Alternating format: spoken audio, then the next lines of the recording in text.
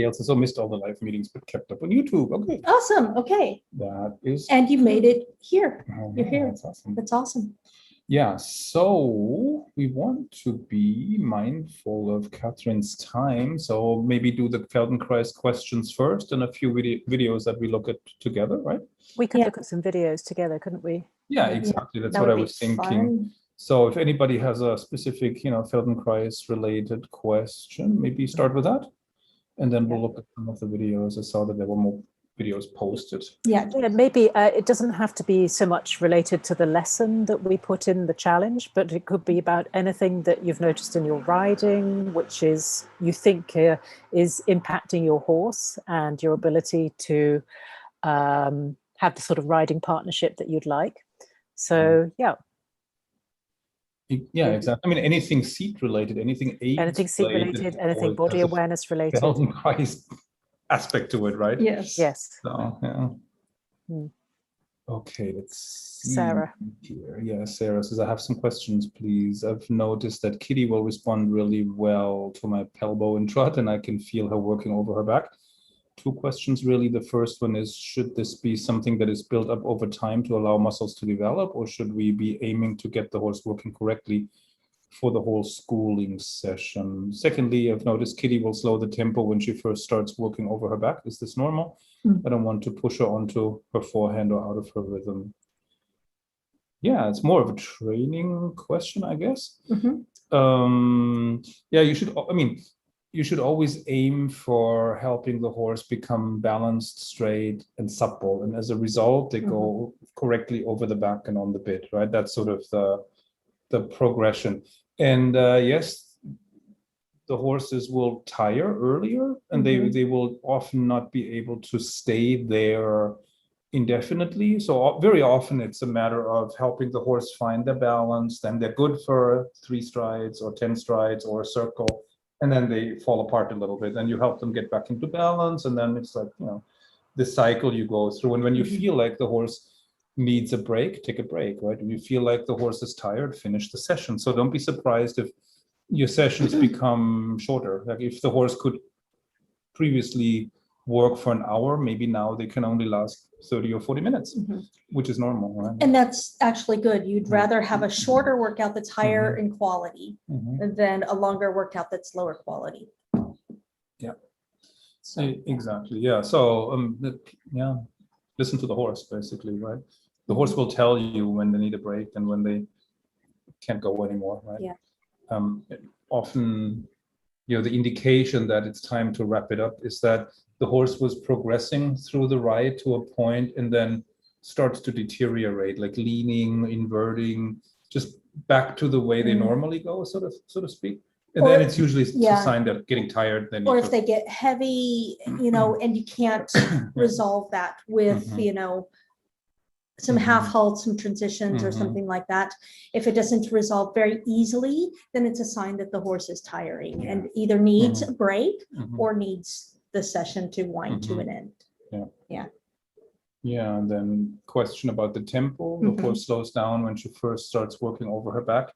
That can be a good thing. Exactly. It is normal because the horse is now using different muscles, and those muscles aren't as trained yet. And now a question from me would be, was the tempo good before slowing down, or was it a little rushy? So if it was rushy and after slowing down it's better, then perfect, right?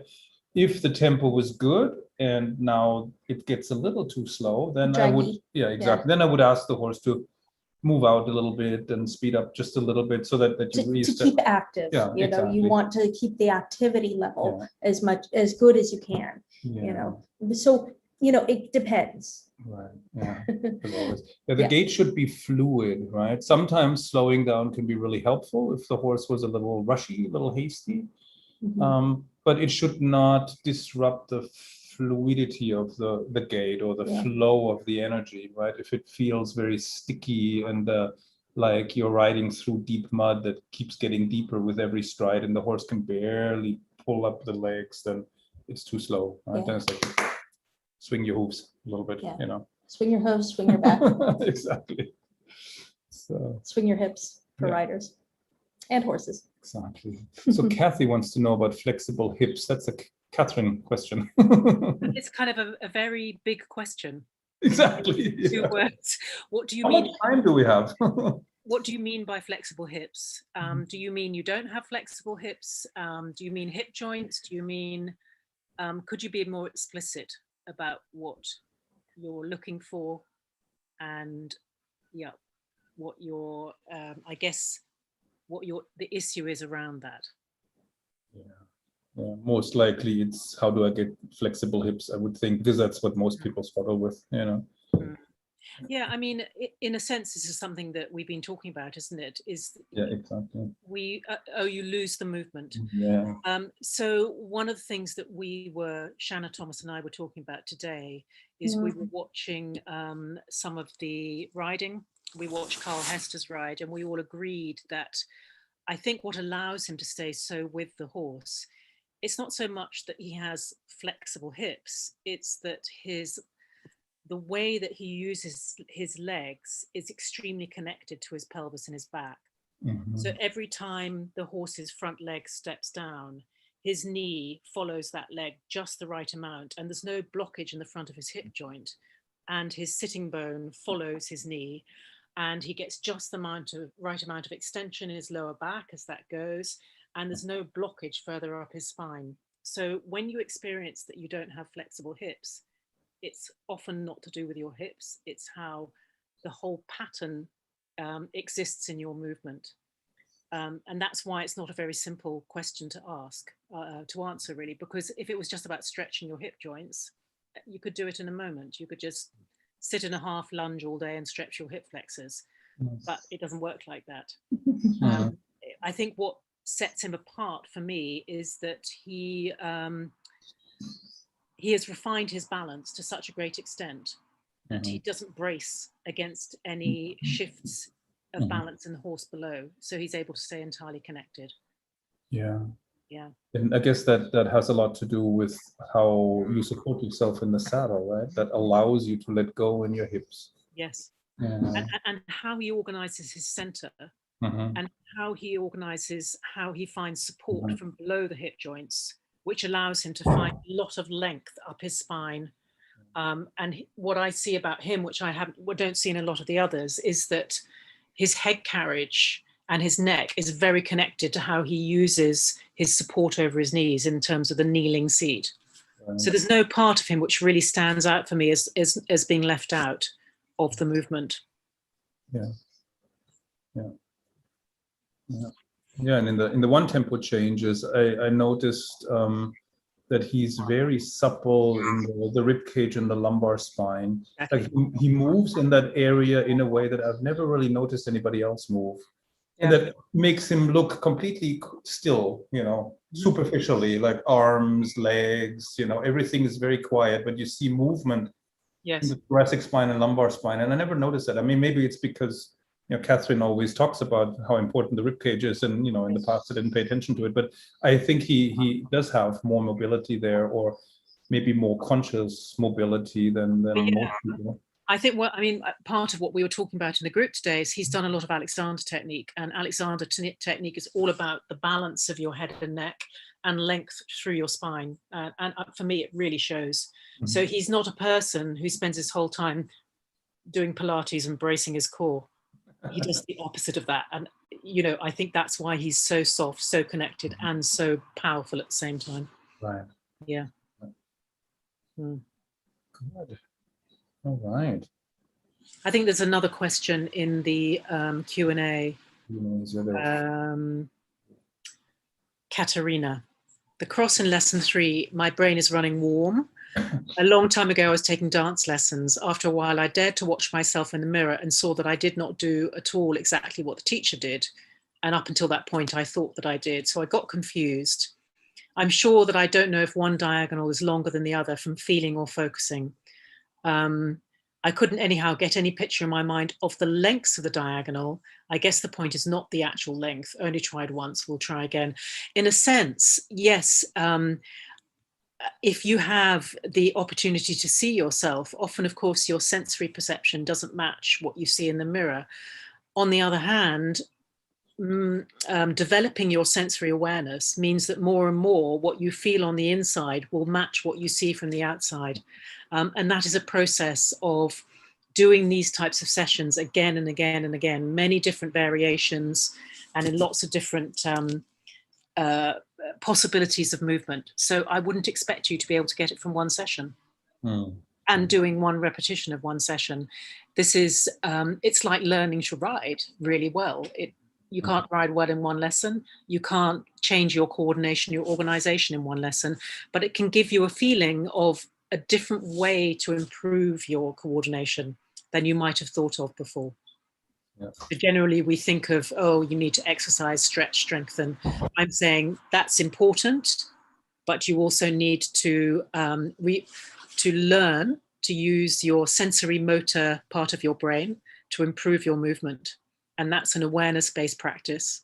It demands a great deal of attention, a great amount of internal focusing. But I think that's what is the difference between really great athletes and people who would aspire to be. I'll stick my neck out there. Yeah. Here, Macarena Alessandri says, hi, I can't connect my pelvis with my elbows. Any advice? Probably needs to be more of a specific question, doesn't it, Thomas? I wonder if it has to do with the way she thinks about it. Don't take that too literally, right? This connection from pelvis and elbows is sort of an energetic connection, and depending on how long your torso is, how long your upper arms are, could be that your elbows can't reach your pelvis or your hips, right? That maybe that's the problem, right? So try to expand your torso so that it fills the gap between your rib cage and upper arms, and wherever your elbow is, see if you can expand your waist or into it. If your upper arms are long, torso is short, your elbows can probably rest against your pelvis. But if your upper arms are a little shorter, torso is a little longer, then your elbow will be above your pelvis, right? But you can still have sort of an energetic connection from the back muscles to the elbow and upper arm. So you feel, you can feel the rein contact in your back muscles. Like if you picture the reins as one piece wrapping around your back, right? Then if the horse tugs on the reins or stretches into the reins, you feel that in your back, wherever that connected rein runs along your lower back, right? It could be top of the pelvis, it could be a little higher, somewhere around your waist. And yeah, you can try and feel if there is a response of your lower back muscles to whatever the horse does with his head and neck, right? So if you're connected, you feel it. You can feel the rein contact, you can feel the bit in your back muscles, and you can feel the hind legs in your fingers, right? Maybe a little odd kind of a concept at first, but when your seat is connected and you concentrate on these things, you can really feel it, right? Every time the hind leg reaches forward and touches down, there is this little pulse in your fingers. It's really like, putting your fingers on an artery. That kind of intensity you can feel in your fingers when the hind leg touches down.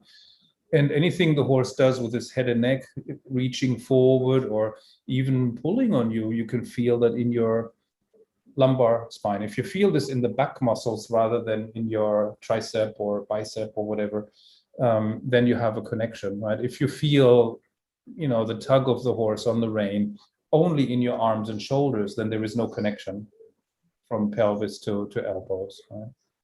I'm wondering, Thomas, actually, if we look at one of the videos, that might give us something to hang those concepts on, because you might be able to give the timing to some of the people asking that question. And I know a couple of people did put videos up or links to videos, so that might be quite a good time. Yeah, let me look at the group. There are several here right at the top. Let me just take a peek. Yeah, maybe Penny and Linda. Yeah, Linda Jones posted one. I remember. Yeah, Third, I think. Yeah, exactly. Yeah, that's what I have open at the moment. and I think Christiana Nasis also posted one. So Okay, yeah, I haven't seen hers yet, but let me look at Linda's. I just have to click a few buttons here to get everything organized. So here we are. Yeah. So let's wait until we can see her a little bit more from the side, because here you can see a little bit of that lack of connection from pelvis or lumbar spine to elbows, right? And you see the horse's reaction to it. To get whole food, unprocessed food, produce of any sort. Playing the food that is available for purchase tends to be at convenience stores, way overpriced. It's Dark Horse Podcast. It's weird. I don't know why that sometimes just takes off on its own. So sorry about that. Apparently we need to hear about nutrition. Yeah, exactly. Okay, let's do this again. Share screen.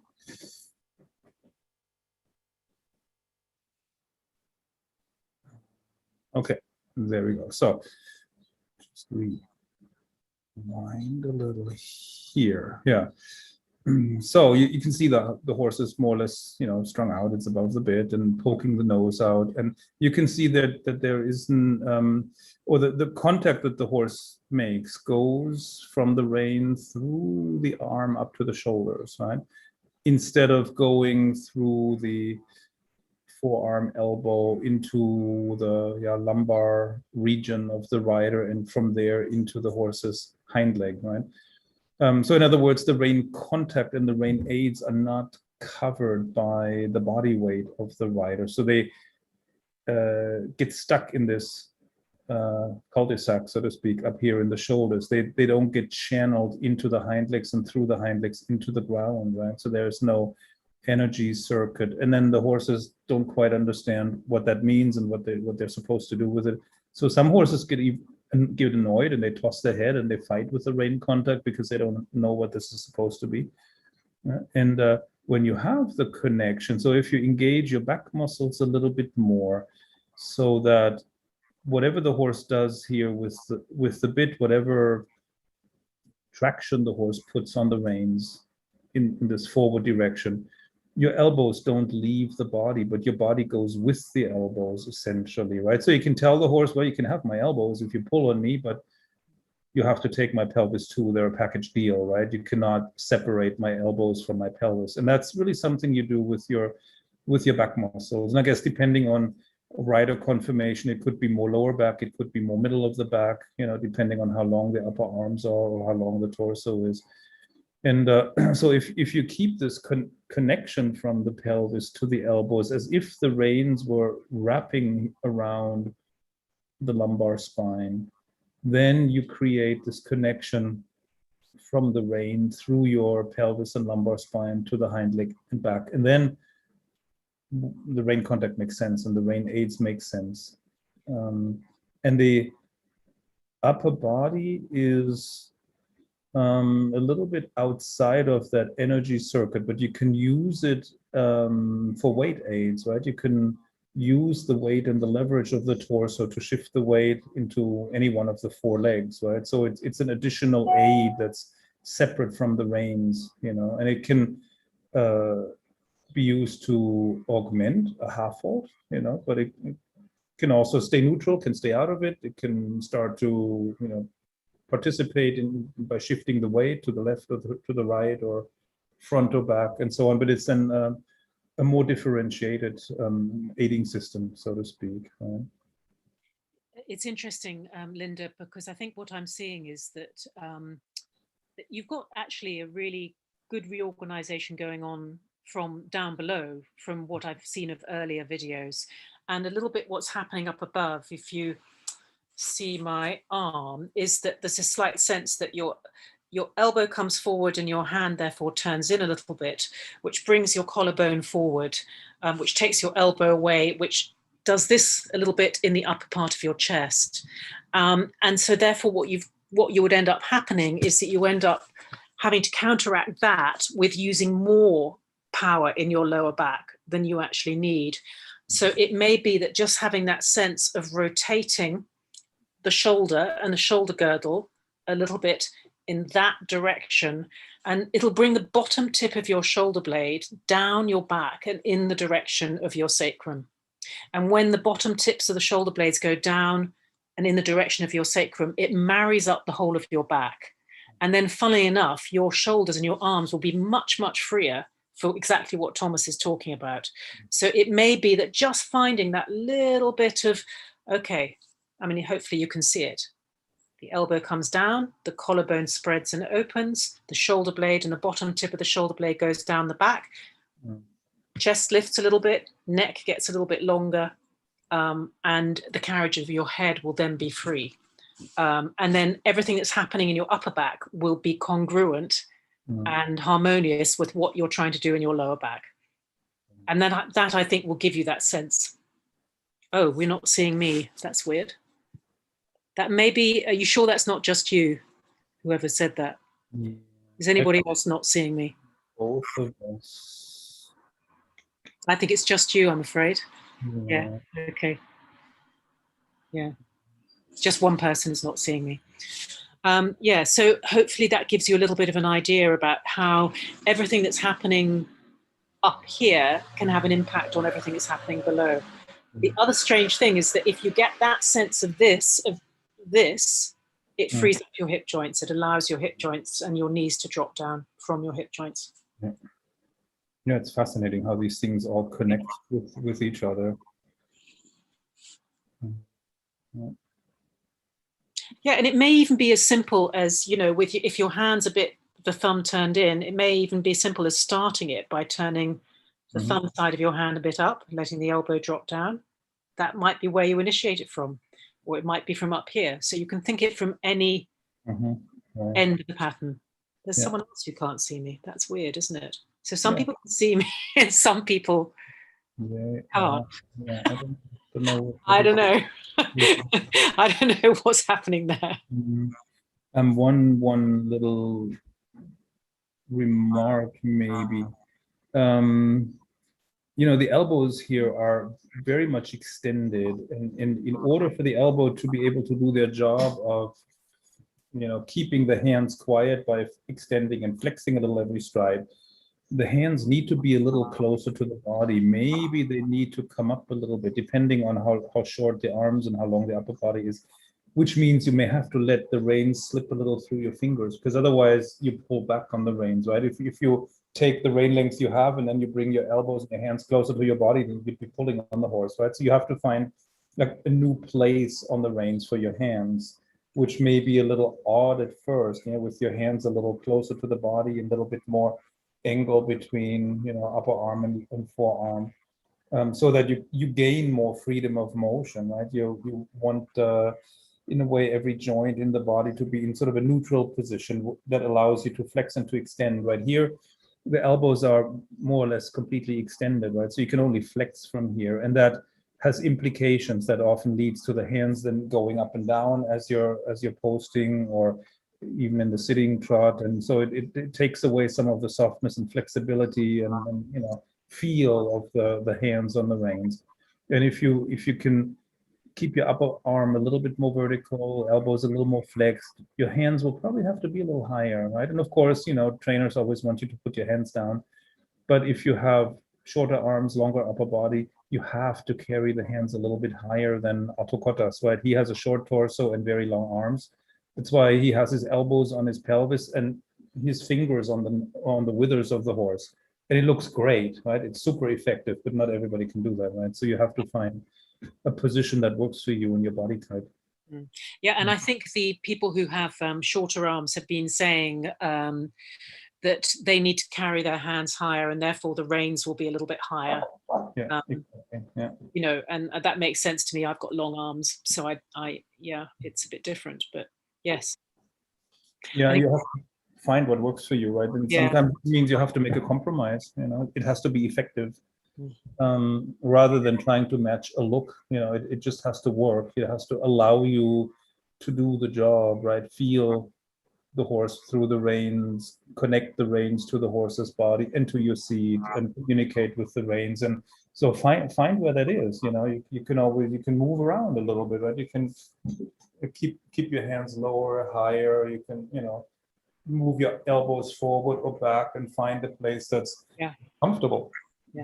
And too close to the body isn't good either. Some people ride like this and then they have no room here, or they interfere with themselves, right? So you have to have a little bit of space between your belly and your hands. You have to have a bit of an angle in your elbows so that you can move. That's really important. You have to have freedom to move in the saddle, even though it looks like you're very quiet, when you ride well, but you're really moving all the time. I think there's something about this particular, this pelvis to elbow theme. One of the other kind of body connections, which I found pretty helpful in this, is that I think about the base of my neck being connected to my horse's pelvis. And it's not that I'm leaning back into it. It's just that there's a connection all the way through up the length of my spine to the back of my horse, as well as, my hands and my forearms and being connected to the front of the horse. So, there's also, that's just a skeletal connection that works for me, but you can come up with anything you like. Some people have said, when I think about my shoulder blades being connected with elastic bungees to my horse's hind legs, then I feel that I'm really secure and I can really stay in balance. Yeah, whatever works, right? Yeah, whatever works. Yeah. Oh, interesting, huh? Let me see here. I think Carla Powell says, hello, what a surprise to see Zoom available. Today I worked on my elbow pelvis connection, feeling the hind feet in my hands, activating the hind leg, sitting more forward in the saddle, more kneeling position, shorter reins. The result was a sore tush, so thought lighter seat, and finger sore, so thought about loving rein contact. I haven't had to ride for years with gloves, but today the reins were hurting my hands with all these changes. I mean, you're making a lot of changes all at the same time. That's a little overwhelming, right? Yeah, exactly. And, it could be that the horse was taking more contact. Like if you take your upper body a little forward, it could be that the horse is starting to push into the reins a little bit more. So very likely you have to, find just a new place, for everything, right? A new balance, new weight distribution, new place for each bone in your body, new balance for the horse. And it takes a while to sort through. And as you're finding like a new seat, a new balance, sometimes the horse will be on the forehand, sometimes he'll be above the bit, sometimes he'll be curled up, sometimes he'll lean, sometimes he'll be good, right? And I mean, I used to go through that a lot every few months, trying to reorganize everything, and it was always really frustrating because you feel like, oh, I'm a beginner, I can't ride at all, because nothing feels right, nothing makes sense. But if you persevere and you just keep working at it, you end up sitting better, riding better. You get to a higher level. But every iteration of your seat only takes you so far. At least that's how it was for me, right? With it. I would get a new idea, try to implement it, and it's like I got worse, I got better than I was before, and then it stopped, right? So I thought, well, I want to continue progressing, but there's a ceiling here, right? So I need to reinvent my seat again, or at least re-examine the seat. Which parts of the seat can I keep? Which parts of the seat do I have to let go and replace with something else? And then the cycle repeated itself, right? It went worse, got a little better, rode a little better than with the previous seat, but again, only to a point. And then it's just seems like a lifelong cycle. But I think that's also, that's part of learning as the process of learning, and learning is very much a process, isn't it? And, I used to have these kind of light bulb moments where I go, oh, I can feel my sternum. It's all about the sternum. I never knew I was doing that with my sternum. And then suddenly my sternum light bulb stopped working. And I had to find, some other part of myself that had been left out of the equation, or had been out of my awareness before. So yeah, there's no sort of miracle cures, are there? It's just, this ability to pay attention to yourself and to notice more things than you did before. and more ways that you get in your own way, because that's largely what it's about, I think, is the ways that we get in our own way and limit us from riding to our potential. Yeah. Yeah, and it's true. I mean, yeah, it happened to me in writing too, that I would discover something, and then it seemed to be, yeah, the solution to everything, right? Yeah. Like, yeah. Pretty exciting. Yeah, exactly. And then you, of course, then you throw yourself into it and you explore it and you exhaust it, and then at some point, well, I guess that wasn't it after all, you know. But I think on some level that's necessary, and it's good that you find something that works. You explore it in all of its aspects so that you really understand it. And yeah, then the outcome is, yeah, well, this does not solve all of my problems, but it makes me a little bit better at something, right? And it makes the horse a little bit better. So now on to the next new thing, right? The next solution to everything. And then you just develop, you know, this toolkit, you know, didn't quite do what I hoped it would do, but it helps. It's a, you know, has a positive impact. And then, you know. Well, I think that you know, part of coming out of that process of the miracle cure is understanding that we're not looking for learning isn't a problem solution type of process. This type of learning isn't. It's just an exploration and a noticing and feeling new things, as I've just said. And then therefore you don't get so excited by the new thing, but you don't get so cast down when you haven't got a new thing. You just get a little bit more neutral. And I mean, Thomas is the master of Zen when it comes to I don't know what you're like and the rest of you like, but certainly with horses, you're the master of Zen. And I think that's an amazing attitude to go in, because then everything is like, oh, that's interesting. Oh, I noticed that. I noticed that in the horse. I noticed that in myself. That seems to help. But, you know, you don't go into these massive highs and lows seemingly these days. So. I used to. It was a bipolar roller coaster, and it was just exhausting. Yeah. So I had to find a way out of that, you know, because I took everything personally, you know. So anytime something didn't go perfectly, it's like, oh my God, it's all going to shit, and you know, I'm going to ruin this horse, and you know, I will never learn. I'm hopeless, and you know, and then you had a good ride. Oh, I'm the best. I can do no wrong. I'm a genius, and then you know, it's just like from between those extremes, and that was just very unhealthy. Yeah. So I try to take it in stride. It's like, okay, this is interesting, you know. If it's not going well, you know, let's maybe try again tomorrow and let's think about why that happened. And yeah, if it's good, it's like, oh, this is nice. This seems like it could be a way forward, and you know, let's explore this a little bit. So that makes it a lot easier emotionally. Yeah, absolutely. And you know, that's just a product of maturing, isn't it, a little bit? Yeah, exactly. Life isn't quite as exciting, but thank God for that. Yeah, exactly. That's very true. Yeah.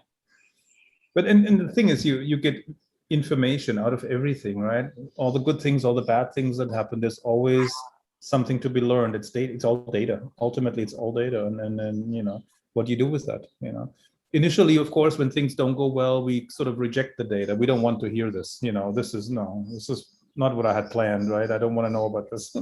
But then if you detach yourself a little from it and just say, well, you know, something to be learned here, you know, there's a lesson in there somewhere, you know, then you know, it becomes neutral, unemotional, and then you can use it, you know, and build something with it. And Christiana says the up and down sounds so familiar. I'm sure it is to many people. I may try this tip, hope that I get there. And you were asking earlier, Christiana, about breathing and why you hold your breath. Those things might be related in that the striving to achieve tends to go along with holding your breath.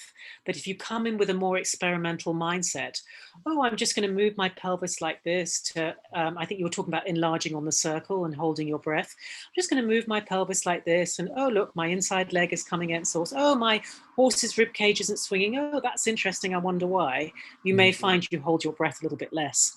But my feeling, every time I over effort, I hold my breath, and I'm pretty sure I'm not alone in that. Yeah, I tend to do that too. Yeah, when I focus too hard, I tend to hold my breath. Yeah, focusing too hard is yeah. Because there's a big difference between attention and focus. You know, focus can be quite hard and overly concentrated, whereas attention is more global.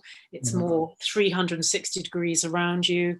It's not only your attention on your horse, but on yourself, on your environment, you know, yeah. So it's more spread out. I guess there the different types of attention. You know, there is the focus where like you take the binoculars and you stare at a point in the distance or something, right? But there's also the just being open for anything, not looking at anything in particular, but just being open for whatever comes up, you know, and something will stand out and draw your attention, then you can attend to it. And then you go back to just surveying, you know, everything underneath you. It's like I always think of it as being up on a high tower, looking down at the landscape below me. You know, the higher up you are, the more you see, of course, right? And then, yeah, you can zoom in, of course, if you have your binoculars, you can look at something and see, I want to know what's going on over there exactly. But then you always have to look at the 360 degrees again, so you're not missing anything else that goes on that might be interesting, right? Yeah, and Julia mentions about eyes. One of the things that I find really helpful when I start to get overly focused is to imagine that I've got eyes in the back of my head as well as the front. And if I'm seeing things through my eyes on the back of my head, my focus gets much softer and much more global. So little things like that, little strategies like that can help in the moment if you're starting to get tense. Yeah, this eyes in the back of your head concept was totally new to me, you know, until Cass talked about it. It's really, it's weird, but it's interesting. Yeah, it helps. Yeah. So let's see. I've got so many questions here. Let me see here. I don't know. We probably can't answer all of them, but I mean, Catherine, do you see one that seems interesting that jumps up with you? Well, Linda Scarry, I think Linda posted a video in the group, in the challenge group. She says it's called Day 4. She says she notices that she tilts her pelvis forward. Yep. And she doesn't engage her core because of the tilt in the pelvis. That might be interesting to have a look at. So who was what was the name? Linda Skerritt. Linda Skerritt, Skerrett. There was a little bit of a discussion under her video, Thomas, but I think you didn't quite get to it. So that might be a good one if you can find it. It's in the challenge. Okay, yeah, I have to search for the name. Yeah, search for the name. Yes. The best way to do that is not to search in the main bar, but to go into members. Okay. I think I've got something here. Okay. And let me see. Is that July 24th, day 3 riding? This is what I found. Oh, day 4. Okay, hold on.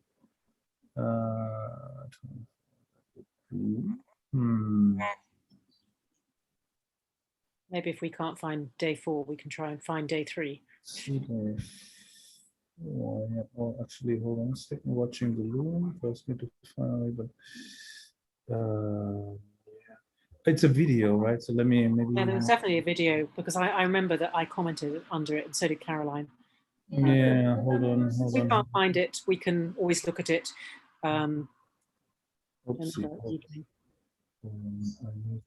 Someone's saying about smiling to release that kind of focus. I agree. I think that's an excellent, because actually I think physically when you smile, you widen your mouth, and if everybody has a go at smiling, you'll notice that when you widen your mouth, you everything changes in the whole of the front of the musculature in the front of you. So that is a great way of, funnily enough, even opening the collarbones and smiling with your mouth will help you find the pelvis to elbow connection. Yeah.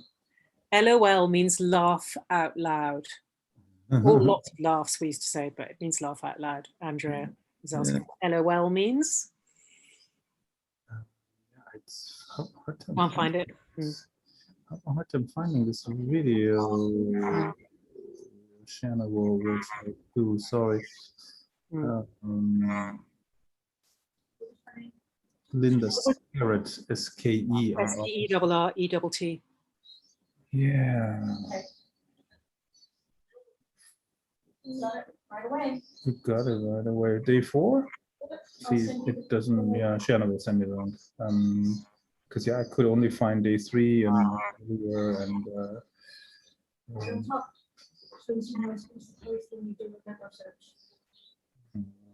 Oh, Robin Brookman says something interesting. The visual center of the brain is in the lower back portion. Looking for the back of the brain results in soft eyes. Well, there you go. Ah, interesting. Science. Okay, I've found You found it? Yeah. Here it is. Let's make this even bigger. So start from the beginning.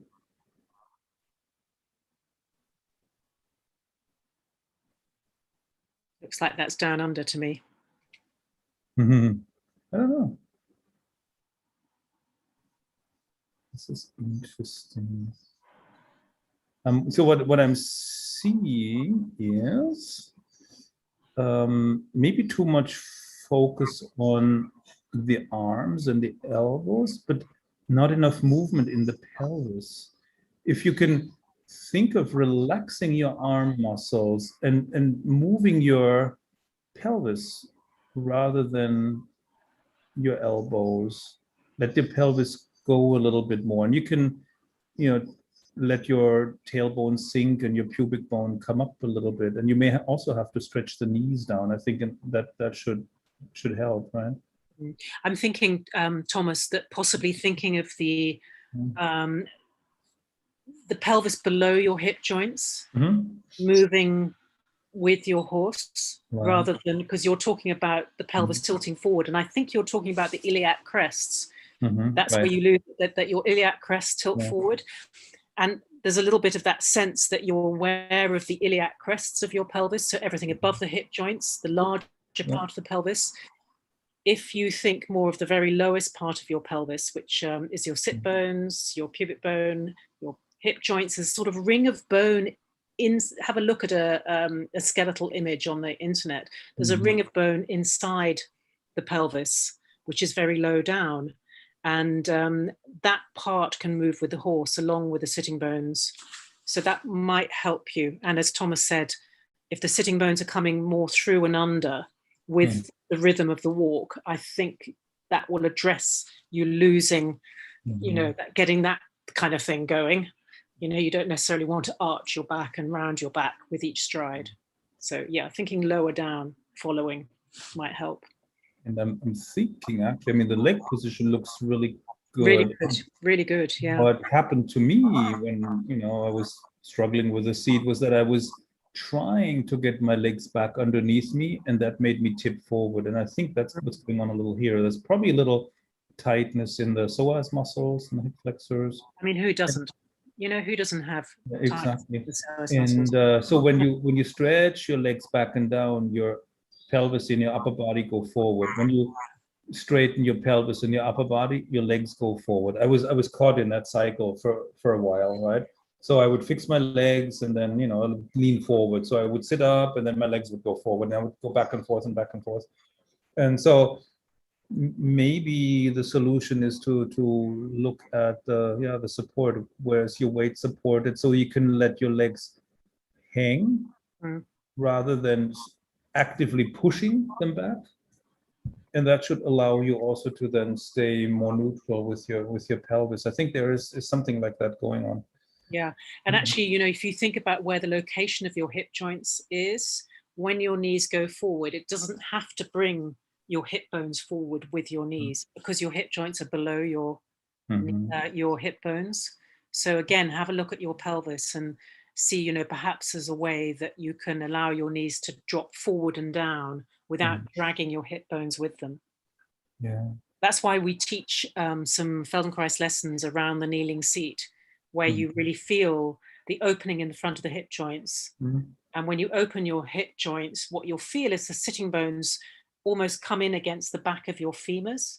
It's a strange feeling, but when you get that, you engage the hamstrings and the muscles in the back, and that tends to encourage your hip flexors to let go a bit, because they work in pairs. Muscles often work in pairs. So yeah, I don't know if you can visualize that. Maybe that's too complicated, but even if you knelt right now in tall kneeling, I can maybe show. Let's see if I can. Yeah, if you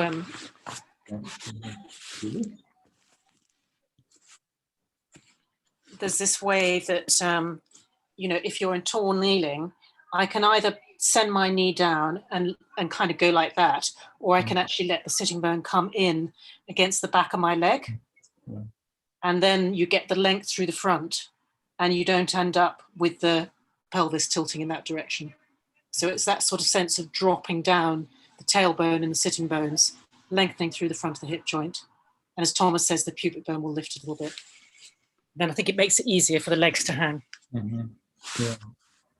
Yeah. There's probably too much muscular effort going into holding or achieving the leg position, because that's what I did, right? And what helped me was engaging the muscles on the outside, lifting my thighs off, rotating the femurs inward in the hip joints and relaxing, right? And just doing that over and over, and then trying to find support from my weight below the spine. So instead of having all my weight on my seat bones, I would try to find a way to let my weight flow around the rib cage, so that the inner thighs and the knees would serve as supports. No gripping or anything, just let the weight rest on them, right? You have the horse's rib cage like this, and then your thigh is up here. Just let your weight rest gently with your adductor muscles soft as pillows, right? No tightness, no gripping with the adductors, but just think of them as pillows. They're fluffy, they're soft, and you just rest on them, you sit on them, right? And that over time somehow allowed me then to relax my legs and sit, and without tipping forward. But it took me a long time. I'm sure there's a faster way to get there. I don't think there is. I mean, it's not so much about, it's just feeling where you're holding that doesn't give you the support that you're looking for. And that's why, something as Thomas suggests, lifting the legs away, turning the knees in and out, feeling that kind of sweet spot where the muscles around the hip joints aren't holding on is a really good strategy. So just play around with it. As always. Yeah, exactly. And when you watch Linda, there are moments when it looks like she's trying to create the connection from between elbows and pelvis from the arms, and I did that too in the past. Try and create the connection from the pelvis by moving the pelvis like forward and up between the elbows, as the horse's back comes up and takes you forward. Join that movement with your pelvis, so you feel like I'm moving my pelvis more than my arms, right? And there is this philosophy, especially in the competition world, that you should be sort of rowing with your arms because the horse's head and neck goes up and down and forward and whatever, right? But I always think that's a little misguided. I think it would be better to keep your arms relaxed and relatively quiet. I mean, there is a little bit of movement, right? But not this big rowing kind of movement, just a little bit. But try to make a bigger movement with your pelvis coming up and forward between your elbows. Feel how the horse moves you, and then join the movement and maybe enhance that up and forward movement in your pelvis, just giving it a little bit more impulse from your own body. And that should create a closer connection between your body and your reins, and should allow you to relax your arm muscles more, and should make the whole midsection more elastic and more flexible. Yeah, I mean, it's really great when people post these videos, because everybody's struggling with the same things. Right. Has the same questions. So, I'm sure a lot of people relate to that video, Linda. So thanks for posting it. Yeah. There was something actually I kind of thought about a little bit as you were saying there, is that, a lot of people try to get a sort of deep flexed heel, but doing that will often engage the muscles up through the front of the shin and at the same time engage the front of the hip joint. So while it's nice to have flexion in your ankle, it has to be this, well, it doesn't have to be, but if you have this sort of softness and availability to flex and extend in your ankle joint, then I think you're less likely to end up with so much tightness around the hip joints and around the knees. Yeah. So there, I think that the heel is staying really solidly flexed, which is what a lot of people teach. But it might create more tension in the legs than is helpful in this, what we're particularly talking about today. Good point. I mean, I remember being sore in front of my shins too. Yeah, right, you know, exactly. because heels down, right, toes up, and Jamming down, yeah. And I had teachers with hyperflexible ankles. They could form basically a 45-degree angle between their lower leg and their foot, And so, and I used to ride with them, so that was what I had in front of me. It's like, oh, I have to sit like this. And my ankles are not that flexible, I couldn't make a 45-degree angle, without seriously bracing and stiffening. But yeah, I think that's probably a good point. If you try too hard to put your heels down, this will have repercussions all the way up your body, right? And it might stiffen the knee or the hip or, other parts of the body as well. It actually definitely will. There isn't even a question about it. Yeah. I mean, the other thing you can try is to hold your stirrup irons more with the toes. I mean, if you look at some pictures of the old Spanish riding school, when you have the stirrup iron here, the toe of the rider just barely rests on it, instead of having, half the foot in there, or the ball of your foot on the stirrup, like most people teach, right? If you just put your toes in it, it allows you in a way to let your legs hang and relax. And then you have a lot more flexibility in your ankle. And then if you let your leg hang and the stirrup has the right length and the sole of your foot is horizontal, and when you're sitting the trot, for example, the horse lands after the suspension phase, your leg will be pulled down by gravity. So you go from a horizontal sole to heel slightly down and back up, right? And every stride, you can see the heel kind of coming down and back to neutral, down and back to neutral, just as relaxed muscles, gravity, and the bounce of the trot, creates that swinging of the leg down and back up, But if your ankles are already flexed as much as they can, then you can't have that, right? Then you're rigid. That's the idea again that I mentioned earlier, that all joints should be in a neutral position where they can flex and extend. And the same thing goes for the ankle, right? Your ankle should be in a position where you still have room to flex a little more, but also extend a little bit, Yeah, it's this place where you get some play either side of it. Yeah. Exactly. And for me, that means that the tibia can glide on the ankle. Right. That sense of the gliding in the joint. And when you've got that sense that you can glide, you're not fixing all the muscles rigidly around, but you have great stability and great dynamism. Yeah. Christiana says, sounds so logical. I know. It's still really hard to do, isn't it? I know. It's very simple. It's just not easy to do. Yeah. Yeah, let's see here. There's lots. There's lots. So Jane is saying, hi all, thanks for this bonus. I'm in catch-up mode, tried the exercise yesterday with Merlot. Found that when I was thinking about the belly swinging to the outside, indicating outside hind is on the ground, and my weight should be going to the outside naturally, my weight wanted to go to the inside. Is this usual? Also, I think Thomas mentioned riding into the front legs. Is this the equivalent of half halting into the hind legs? Don't know what she means by riding into the front legs. It's not really a... Is it half halting into the front legs, do you think, Thomas? I don't know what that's referring to, riding in. I mean, stretching my knees forward and down, yes. It's like what you were talking about with Carl Hester, when the shoulder blade of the horse comes back and the front leg is down, his knee drops. If you can kind of follow that, you could even tune into this and focus on it and try to feel it and then enhance it a little and do it consciously. That can create nice freedom of motion in your hip joints and your pelvis, right? Because then the knee dropping will move your pelvis a little bit left and right? So that could be a useful thing. And as far as the weight dropping to the inside when the outside hind is down, that makes sense on some level, because when the hind leg touches down, the hip goes up, and when the hind leg lifts off and swings forward, the hip drops. So what you're feeling is probably the dropping of the inside hip of the horse, and your pelvis just follows that. And you can do that.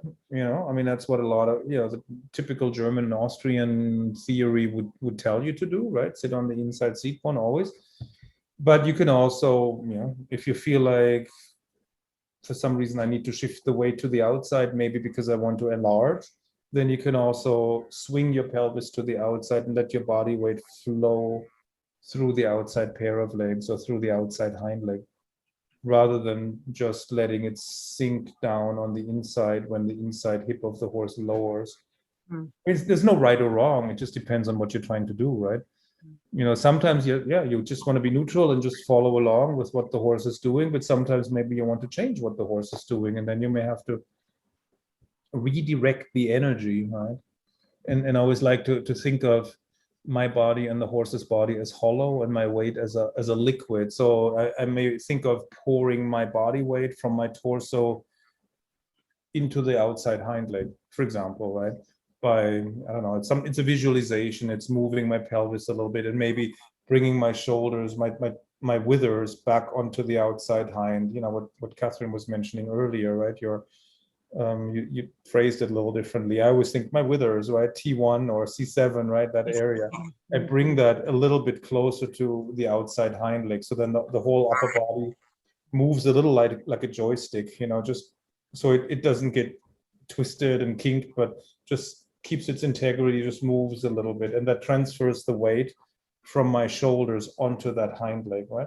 It may only be for a stride or two. I mean, nothing is forever, right? Everything is just in the moment, whatever you need to do, and then you can go back to neutral, because maybe next stride you want to do something else, right? The enlarge, and then after enlarging, you could slow down, you could turn the shoulder, you could do all kinds of things, right? So sometimes after enlarge, it's good to come back to the inside and put your weight onto the inside hind leg after you brought that underneath you with enlarging, right? So you have all these options, right? It always depends on what you want to do or what your horse needs or what the horse's balance is like and whether you're riding in the hollow direction or stiffer direction of the horse, right? So there's a question here from Audrey, which is Audrey Popov, which is interesting. She's got a very young horse. She says, after our less than stellar video ride the other day, I decided to try to stick to the walk mostly. Mira does not have the connection for half halts at all. She's only 3. So instead we did enlarging, then to the halt, and then just some straightforward walking to halt transitions. Every time I asked for the downward transition, she shoved her head all the way to the ground and then stood there with it down until I asked her to go forward again. I'm not sure what to make of this. She's 3, she's really green, so she's still unbalanced and she's not very strong yet. And when the horse takes the head to the ground, it's always a sign that you have accessed the hind legs. You somehow brought them more under the body where they have to support more weight, and then the horse tries to find relief by lowering the head, so some of the weight comes off of the hind legs again. So it's a sign of success, and then you have to find out how much weight the horse can handle on the hind legs. So it's a bit of a negotiation process, right? So it has to be a bit of a compromise, in a sense that you're not torturing the horse and not overfacing the horse, but at the same time you want to make progress. So the hind legs need to get accustomed to stepping under the body, carrying a little bit of the weight, and so, but you can go back and forth, bring the hind leg under, sit on it for a couple of strides, let the horse stretch a little bit, gather the reins up again. So it's keep everything flowing a little bit so that the horse is not trapped or stuck in a certain posture for a long time, right? And that's not so easy, of course, that you find the right combination, the happy medium. You don't want the horse to completely do what she wants and take over and just stick the croup up and the head in the sand, right? But on the other hand, you can't expect her to be collected and elevated and like an upper level horse. So you have to find what she can do, how long can she do it? They can often assume a certain balance for a certain number of strides, and then they need a little break, right? And then you can go walk, long rein, let her stretch again, pick the reins up again. I would have thought very little homeopathic doses, right? Yeah. Tiny amounts, a bit like if you were training a young person as well, or young, you don't want to do a lot. You just very little. It's not like they're going to forget, is it? No, exactly. And you can explore it, right? I mean, you can start with a long rein and then ask the hind leg to come a little bit more underneath you, try to sit on the hind legs, try to shorten the reins. Because if the hind legs engage and flex, the distance between the hind legs and the bit shortens a little bit, so you can pick up that slack, right? And then you go through that, engage, sit, pick up the reins, release a little bit. It's like a cycle you go through several times, and then sooner or later you've reached a level of engagement, you know, where everything feels good and she is balanced, she can use her back, and then you try to increase the engagement and you try to shorten the reins a little more. Now you feel like, okay, now she's starting to push back, right? Now it's too much. I've crossed that line. This is more than she can handle, so I have to let her stretch a little bit again. Let her go, you know, a little lower with the head, you know, maybe not sit on the hind legs quite so much. And then, yeah, you can negotiate that, and you can go all the way back to forward downward stretching, and then start that whole process again, maybe in the other direction, bring the other hind leg under the body, yeah, leg, seat, you know, and wait, gather up the slack, release, and then you go through that cycle. I would explore that with her and see where she is, how much can she do, you know, where is she comfortable? It's always a question, like in what posture is the horse the most comfortable, so that you feel the connection from the hind legs through the spine to the bit, you know, that the energy flows along the spine, you can recycle it, and you feel the back starting to move, you know, and that becomes your starting point. That's like your neutral position for the horse. And depending on conformation, you know, this will look very different for an Arab or a Fjord horse or a Hanoverian or a Lusitano, or they're all built differently, right? So their neutral position will look very different, you know. And then from there, you can then try to expand the range of postures from the neutral to forward downward, or to more engaged and uphill. And initially the horses can go in exactly one posture, and that's it. Anything else, they fall apart, or they get tense, they lose balance, they brace, right? And as they get stronger and more supple, and their body awareness grows, you feel like, okay, from here I can let her stretch a little bit, or from here I can gather her up and lift a little bit. And you know, over time you have this whole range from forward downward with the nose on the ground to piaffe with, you know, the highest possible elevation. But that's a long time, right? It's a 10-year or more process to get there. Initially you find where she's comfortable, and that's it, right? Be happy if you find it, right? And then you stay at that point, and then eventually you can venture from there a little bit into forward downward, forward upward. And yeah, it's always a dialogue with the horse, essentially, exploring boundaries. Yeah.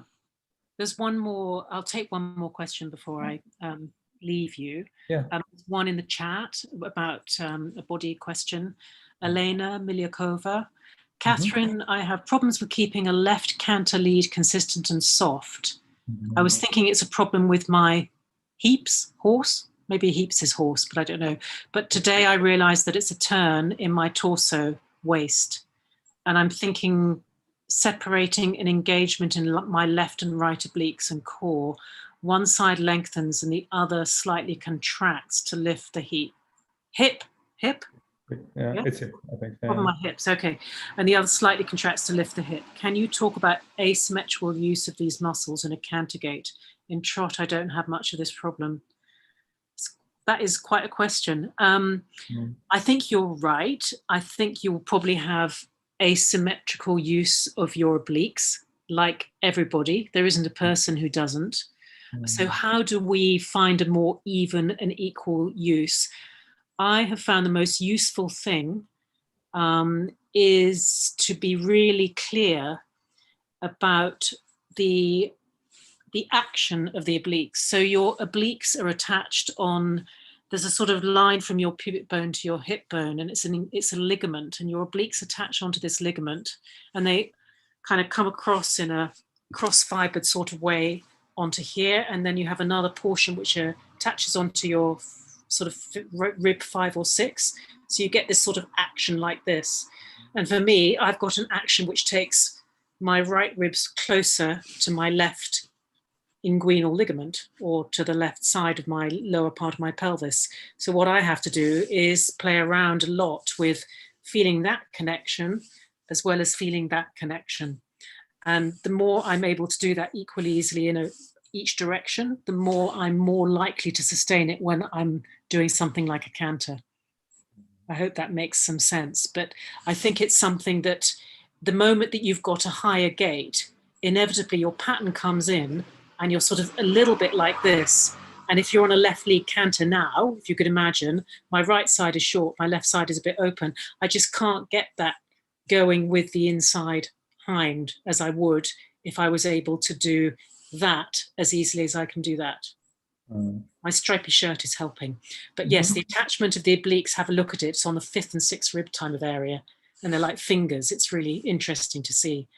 And then there's got the central line and then it crosses down to the lower part of the pelvis.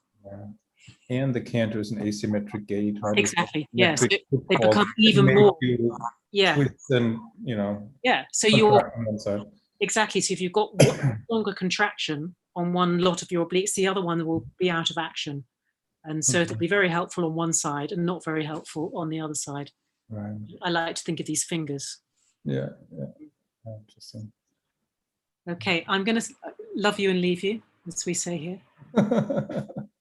Yeah, thank you. If you've got any questions, please ask in the challenge group. You're very welcome.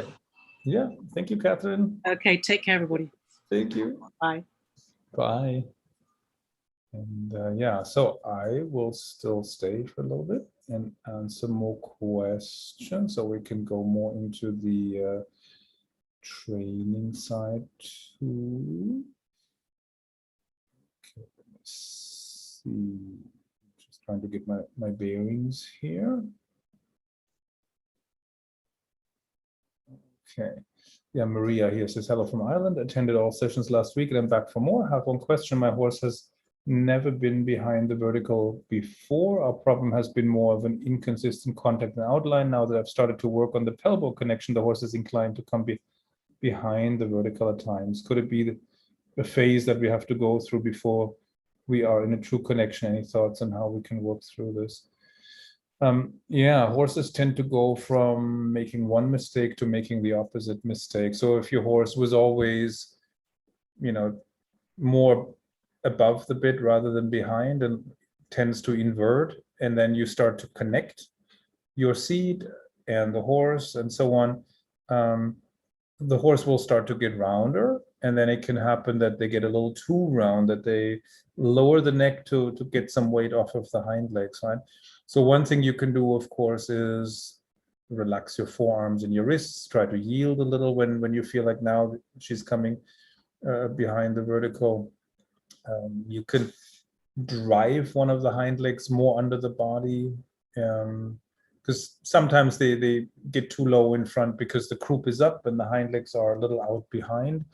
Could be that, you know, while you were focusing so much on your elbow and pelvis, you were not keeping track as much of the hind legs and where they're going, you know. So if you ride exercises that bring the hind legs more under the body, like sidestep a little from the left, sidestep a little from the right, you can, you know, come up with combinations of little shoulder fore and leg yield and whatever, shoulder fore, counter shoulder fore, can be just very gentle, little engage the left, engage the right.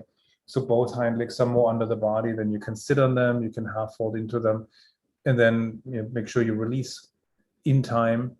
Because if you just hold the reins and you're not releasing them, sometimes the horses will evade backwards and then they'll get too low. So it could be a number of things, but it is a process to get a good rein contact. If the horse had trouble with the contact or you had trouble with the contact, it doesn't go from where you are now to perfect, right, within a short amount of time. It will go more like a pendulum, a little above the bit, a little behind the bit, a little bit too high, a little bit too low with the neck, and then just make sure that every time the pendulum swings in the opposite direction, that it goes a little less far than the last time. So you stay a little closer to the center. And yeah, when the horse inverts, you balance the horse and so on, work on getting the horse to lift the back and create a connection through the back, but be prepared that he will or she will not stay in the perfect position, but will go a little too far down. And then, you know, as when the horse is too low in front, and you bring the head and neck up, maybe by driving a little bit, you know, and sending the hind legs more under the body, be prepared that they will lift the head a little bit too high, right? And so it'll go back and forth a little bit for a while. Just see if you can make the pendulum swing a little less far to each side every time, and then gradually, you'll approach the middle. The horse also has to basically learn a new body awareness, new balance. They have to figure out which muscles to use, which muscles to relax, because it changes, right? As you change the balance and the posture of the horse, you change the way their body feels, you change the way which muscles are participating, and so on. So for the horse, it's a big learning process as well, right? And so they need time, and to some extent, they need time to just explore that too, explore the different options of moving and carrying themselves and so on. So they'll explore, that whole territory, which, means they will sometimes go a little too far, or, invert, curl up, and so on. And then you can always try to get them to come back more towards the middle, like, oh no, don't go quite that far up, or no, don't go quite that far down with your head. Like little lower than before would be good, but not quite that far. Now it's time to lift again, right? But not quite that much. It's release the pole, release the underneck a little bit, right? And so it's this negotiation process where you help the horse find the optimal balance, where they're not bracing anywhere in the body, essentially. Yeah. So then Jeanette says, I noticed that I've lost a lot of my feeling through my pelvis and lower back down my legs. This makes it harder for me to engage with them as they flow. I know the mechanics, and as our sessions go on, both of them move more freely as I become more warm through my spine. It's almost as if I need to teach my body the movements and reactions again, since they don't respond in a way as I'm used to. As I become more in control of my body, my horses are moving better than ever. I've built them up from the ground to M level. With my horse Dude Elrond, I had a wonderful session the other day. I was riding the serpentines with a Volta to get him to take more support on his inside hind. Like, it was our first time doing this exercise in this manner, and we worked flying changes on every line. Elrond has been very afraid, embracing a lot and running from them. We have been working with exception and a good feeling to build up his security. He had clean, quick, stable flying changes. It was amazing. Yeah, that sounds really good. Why can't you feel your pelvis and lower back? Do you have any pinched nerves in the back? Did you have an accident? It's interesting. Of course, if you don't have feeling in your legs, that makes it very difficult. It's a whole other issue, right? If you had back problems or accidents, injuries to your back, then I may have to consult with a physiotherapist, etc. And Feldenkrais will help with these issues as well. And Janet says, I can't wait to learn more Feldenkrais. Seems like this will be perfect for me to get more in contact with my body and change the way that I ride from an intuitive rider to a more analytical rider. Yep. Yeah, definitely. Feldenkrais is great for developing body awareness, right?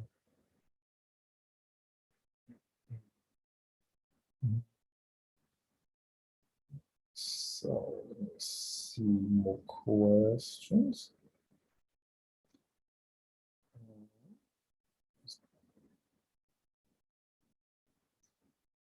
Jeanette had said that makes a lot of sense. It's something we had explained earlier. She said, I'm a bit locked in my collarbone and have had problems squeezing my shoulder blades. I had no contact in the beginning. I will for sure see if I have more control over them to be loose. I can get more natural movement through my pelvis. I assume this problem is because my whiplash and prolapse to my rib. All is better now, but a lot of stiff muscles. Sounds like you had an accident, and then that leaves traces, of course, right? When you had an injury, the body develops protective postures, and once you heal, the body doesn't switch those off. So you have to really retrain the body to function more like it used to before. That's a whole additional set of issues, right?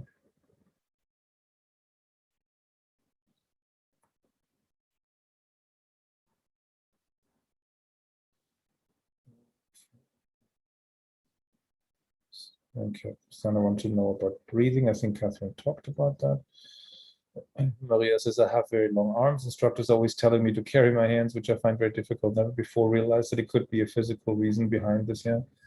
You find a position that's comfortable, you know. I mean, long arms is really an advantage. And if you look at some photos of Artur Kottas, you can really see his elbows right on the side of his hips or pelvis, and his knuckles resting on the withers of the horse. That's perfect. I mean, that gives your seat and your connection so much stability if you can do that, you know. And the horses often like it if you actually touch their withers with the fingers. That gives them a little bit more security, and it creates a much more stable connection between your pelvis, the shoulders, the base of the neck, and the bit. If your arms are long enough for that, you know, use that.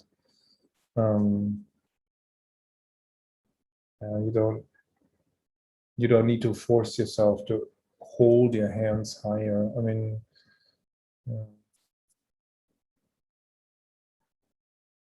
yeah, find what's comfortable and what works.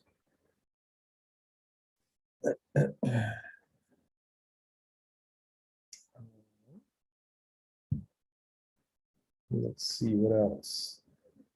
Sarah here says, I've noticed that if I forget to think of my shoulders and start to slouch, I immediately lose the connection. Sounds like what Catherine was saying. It's the first thing I check now when the connection goes.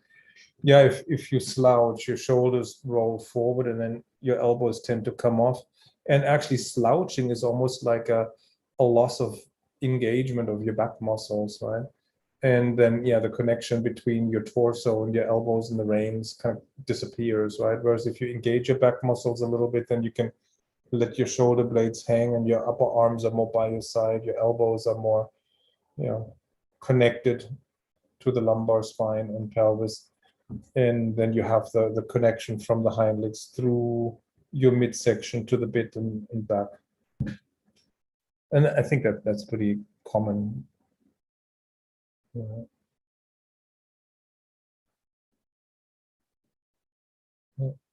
And Paul here was saying, remembering Shanna's loving hand contact helped relieve the rain fingers pain, became more following the contact instead of holding the contact.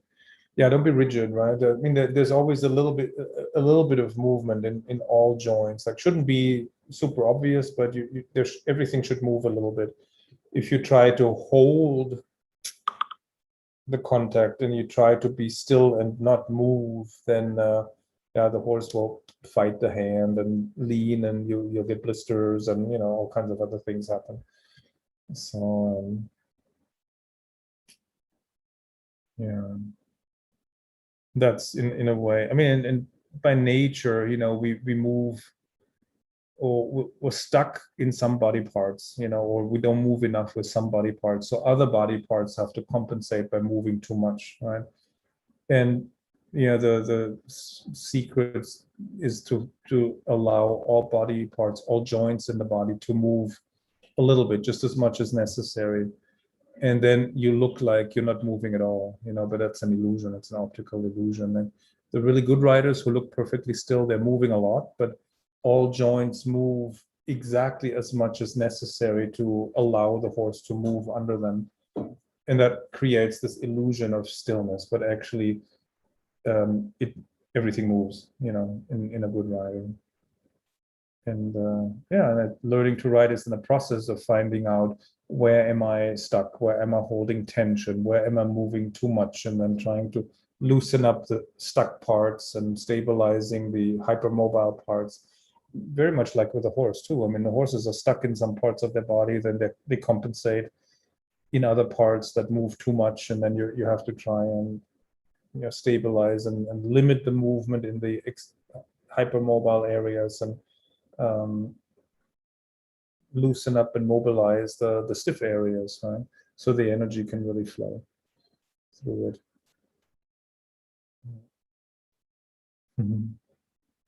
Jennifer Morris says, an important learning for me from this learning process with the team is that no effort is wasted. You gain information from everything. Yeah, exactly. It's exactly right. no matter what happens. I mean, whatever you do, your horse will either get better or worse. There's really no third alternative. I mean, it's rare that a horse stays the same. Usually they get better or they get worse. And either way you learn, right? If it's the horse gets worse, it can file that away. It's like, okay, I'm not going to do this again because this didn't work. And try something, you search for something else, right? And you make a database for each horse with things that help and things that make the horse worse, right? So then once you have a certain database, you avoid the things that made him worse. You try to do more of the things that make him better, right? And every time you ride, you update the database because you get new information, you make new observations, you can ask new questions every time you work with a horse. And you will find that there's an evolution, like the things that, maybe some things that you used to make him better are now not really helping anymore. Things that didn't work or that used to make the horse worse, they're actually helping and making him better now. So, you have to constantly update the database. And just because something didn't work once doesn't mean that it's like that for the rest of his life. Maybe in 3 months or 6 months or in a year, this could be the perfect solution to whatever issue he's having, right? And things that used to work brilliantly tend to get used up and become obsolete, and you feel like, with every day or with every week, they become a little less effective until they're sort of useless for that horse, right? And that's normal too.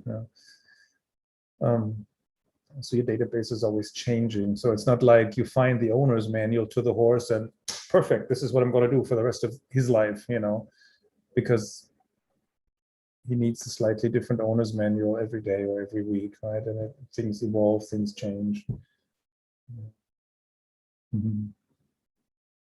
So Eileen Darlin then says, my horse loves the pelbo, sitting closer to the front of the saddle, difficult in a Western LOL, and I finally know when to apply aids. Awesome, that's great success.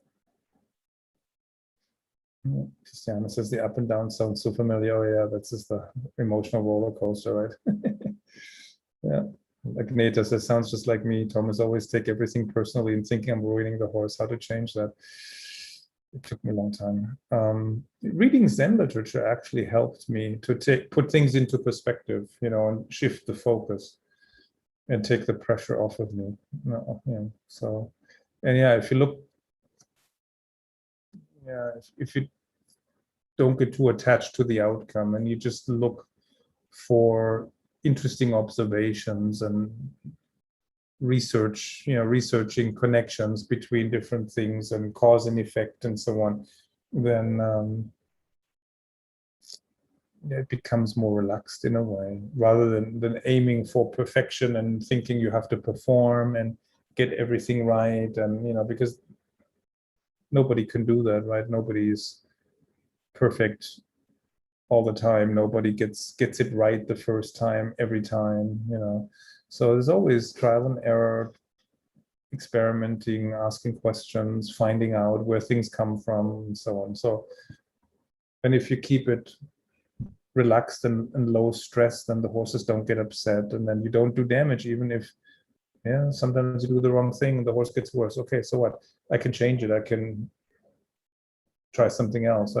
As long as you don't insist that this has to work and the horse has to do what you want him to do, it's fine. It's just when people get too attached to what they're doing and they think the horse must comply, and that's what the book says, or that's what somebody told me.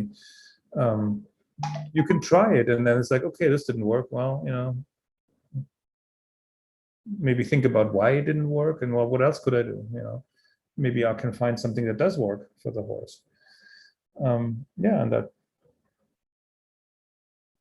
keeps things more relaxed, and then you don't take things so seriously or personally, and horse and rider have a more enjoyable time, working together.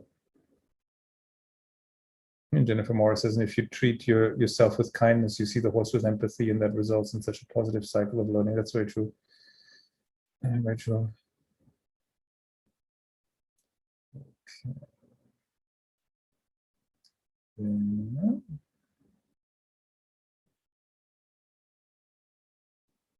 Let's see what else. I'm scanning through the comments more. Jennifer Morris says it also talked about counting strides as a kind of written meditation that has been very helpful hand walking horses on injured reservia. Counting strides is good. It sets a rhythm, maybe you can synchronize your breathing even with it. If you're the kind of person who holds your breath, you could count, inhale four touchdowns of the inside hind, exhale 4 touchdowns of the inside, or whatever, or inhale 4, exhale 6. I think it's better if you exhale longer than you inhale. Things like that. So that can be very good, and it has a little bit, something meditative to it. Yeah.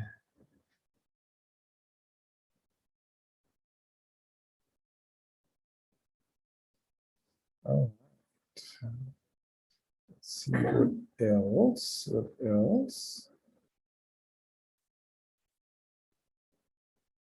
Oh, here Chancellor is saying, could the rider in this video lengthen her stirrups to get a longer leg and a flatter foot angle? I think that was Linda Scarrett's. And yeah, I was thinking about that actually. I mean, most people tend to have their stirrups too long rather than too short, but it's true with Linda. I was thinking too, 1 hole longer might help, but sometimes organizing the balance and the support a little differently takes care of that, and then suddenly the stirrup length seems okay. But it's something that would be worth experimenting with, to lengthen the stirrup a hole.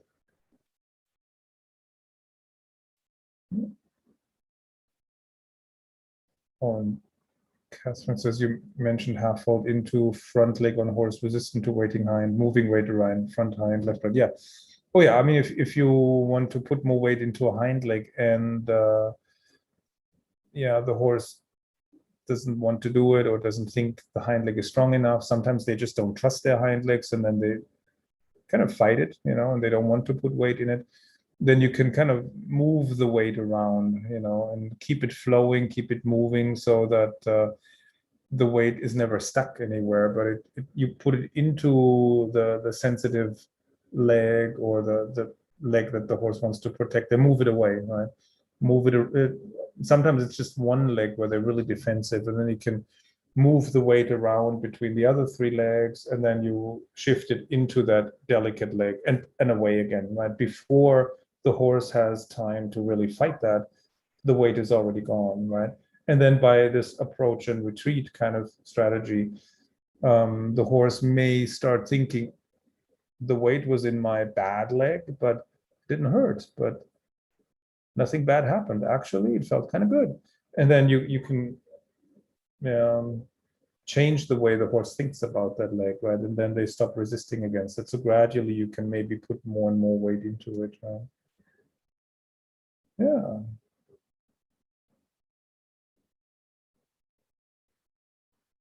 Let's see.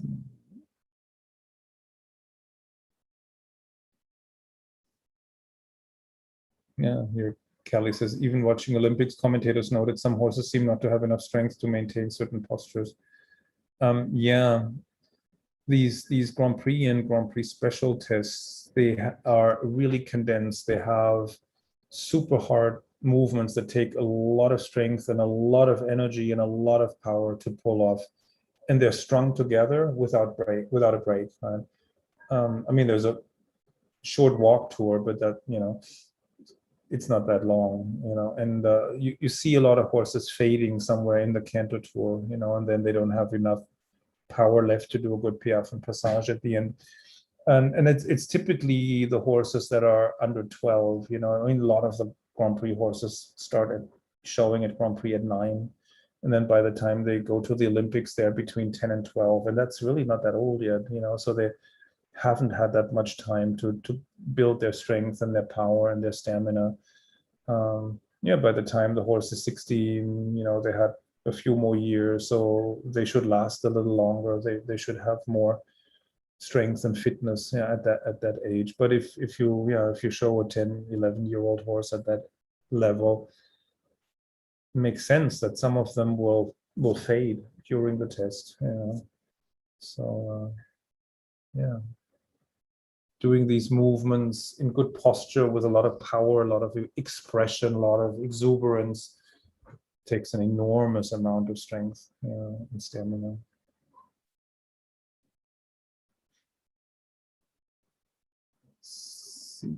Christiana says this pendulum image takes a lot of pressure off me. That is normal. A normal process must not be perfect. Yeah, exactly.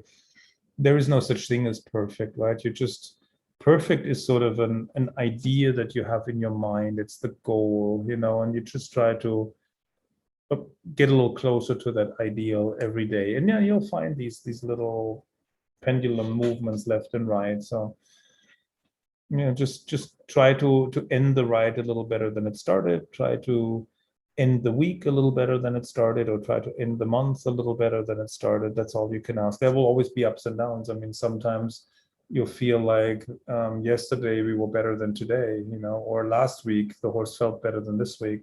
It just, but the long-term trend has to be up, you know. I mean, there's always going to be up and down, but the long-term trend over weeks, months, years should be gradual ascent, you know, gradually getting better.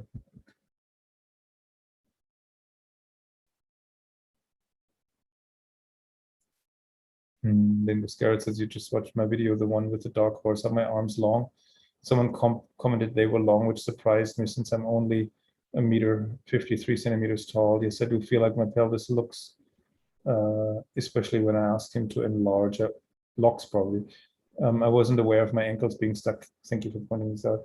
Yeah, the arm length is always relative to the torso. I mean, somebody could be, you know, under 1.50 meters and still have long arms relative to the torso, right? So I think, yeah, I think your arms were fairly long relative to the torso.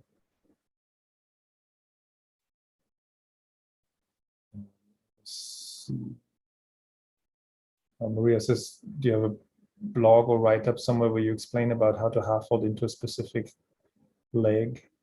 Yeah, I have something about half holds, a blog article, and I posted that in the group actually, somewhere in a commentary, I think. But if you go to our website, just blog, check or search for half hold, yeah, you find an explanation of how to do it and how to feel the hind leg and so on. And then you can kind of apply the same principle to the front legs. So let me look at the Q&As. I know there are more videos you want me to look at, but let me just look quickly through the questions. Helen had asked, how much contact should a 4-year-old just started in the saddle be ridden with? Well, enough contact to have an energy connection so you can communicate, right? So you feel the hind legs through the reins, the horse feels you know, through the reins, so you can have a conversation.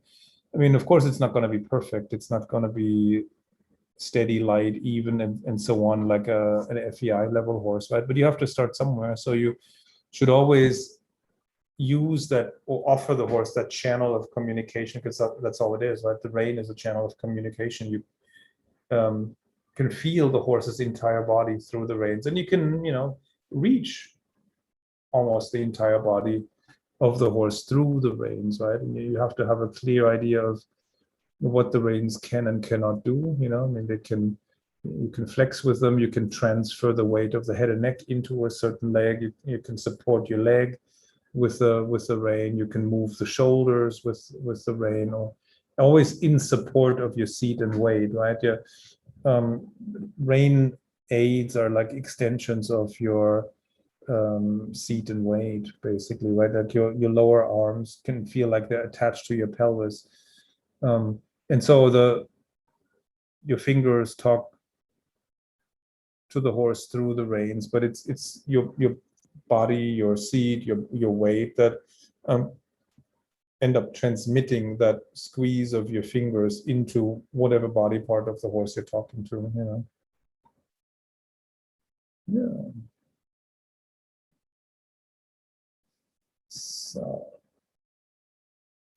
okay, yeah, Elena Emilio covered. That was the question about the canter that Catherine answered. Yeah. Elena says my right side is also shorter. The horse is thinking about switching leads into the right. That's interesting. Yeah, it could be that contraction of your right side triggers the flying change, because it makes the right lead canter more comfortable for the horse and the left lead more difficult. It's quite possible.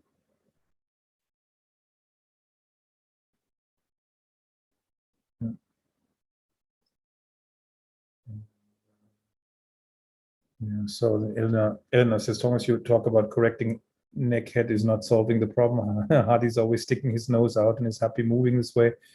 If I do changes of bends, transitions up and down, lateral work, he still doesn't relax his nose down. I've been waiting for Hardy to get into a better frame with our canter transformation course, but it doesn't happen. I think he developed this bad habit because of me riding incorrectly.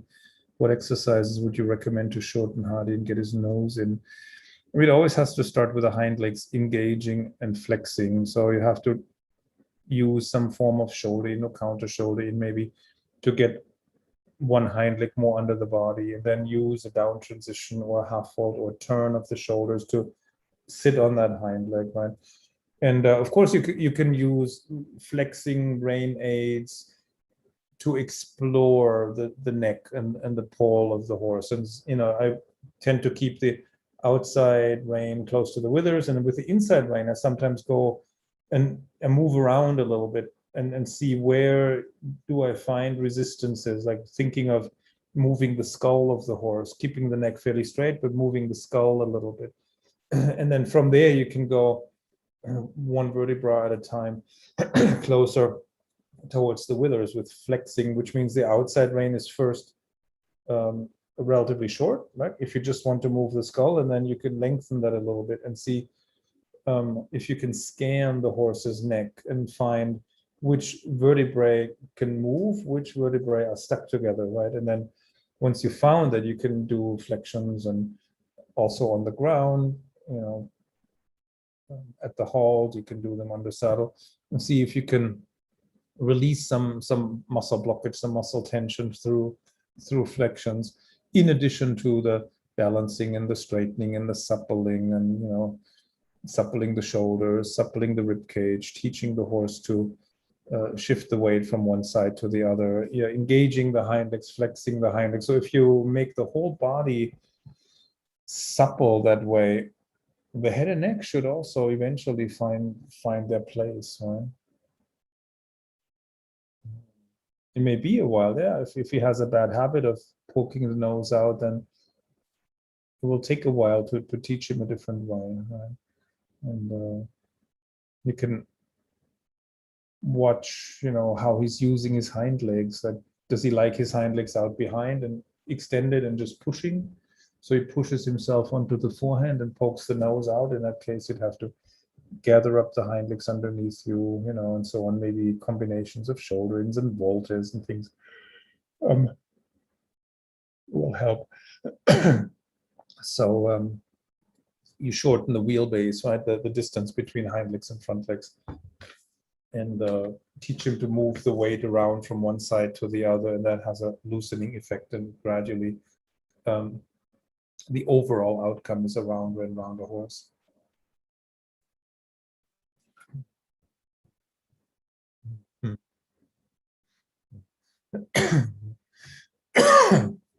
Sorry. Janet says, do you have any tips to get the horse to react more to the leg aid? My trainer keeps telling me to give a better leg aid, but I don't have the strength or control to give a consistent, well-timed hard leg aid as my trainer wants. Besides, barbell gets very irritated on me when trying that. Day 2, you gave me a tip to open my contact in the seat, not to grip him. Barbell likes to get stuck at the place and canter and wants to go pirouettes. He's more forward when I don't hold him too much with both the rein and seat contact. It's a big topic. There's also a blog article about that. We've done live sessions on Facebook in the past on that. I would check if you're holding the horse back anywhere, like if you stiffen your hips, if you're not moving enough in your pelvis with the horse's back, this will kill the impulsion, right? If you're gripping with your legs, it can kill the impulsion because the horse will hold his breath and brace the rib cage and his belly muscles against your leg. Stiffness in your arm, your forearm, wrists, fingers can kill the impulsion. So teaching the horse to respond better and tuning him to the leg aids requires that you're balanced in your seat, relaxed with your legs, that you get the timing right when the hind leg lifts up, or just before. Basically, you listen for the swinging of the rib cage left and right, and when the rib cage swings into your inside leg, it will touch it at some point, and that's the moment when the inside hind leg is completely extended on the ground. And then you could return that nudge with your calf, and the horse will pick that hind leg up a little bit more. When he doesn't listen to it, you can touch with the whip and then vibrate with the whip, right? Make the vibration a little quicker. If he doesn't listen the first time, repeat the vibration, make it faster, make it a little bit sharper. And so you gradually escalate that until there is a reaction, and you take the whip off, then you can try with your leg again. Also helps to really isolate the leg aid. So in other words, that you stretch your leg and relax it before you aid, then you give a quick nudge with your calf and then relax and stretch the leg afterwards. So it's relax, drive, relax, right? It's like release, aid, release, right? So you surround the actual leg aid with releases, so the horse knows that this was an aid, right? If your leg is always more or less clamped on, then the horse doesn't know, what it means, or can't distinguish the driving aids from something else, right? Yeah. And Janet says he also likes to evade by curling up. If the trainer says more contact and more leg, he goes even slower in canter, of course. I mean, if you grip with your legs and you hold him back with the reins, where is he going to go, right? You can only curl up and get slower, push the croup up, right? So you have to, like drive, but let go with your legs, and you may have to half hold, at certain moments, but you have to release again. So you always have to give the horse a place to go, right? Always keep one door open. You have to close the doors that you don't want him to go through, because he would get crooked or whatever, right? But you have to leave one door open, the one forward, right? So the energy can always flow somewhere. Otherwise, they can shut down or they can explode,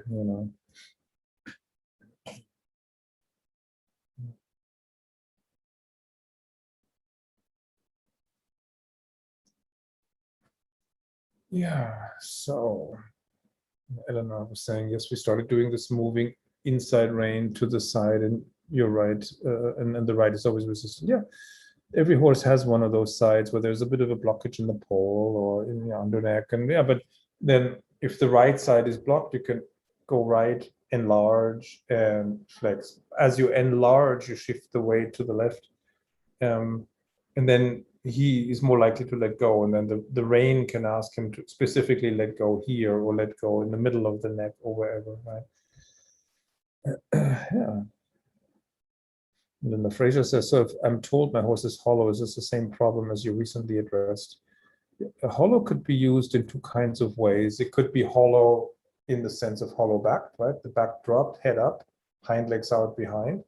But it is also, something that has to do with straightness. The horse has a so-called hollow side and a so-called stiff side, right? In the hollow side is where the horse is concave. That's the haunches tend to drift towards the concave side, and the so-called stiff side is the convex side. So the shoulder tends to drift to the convex side.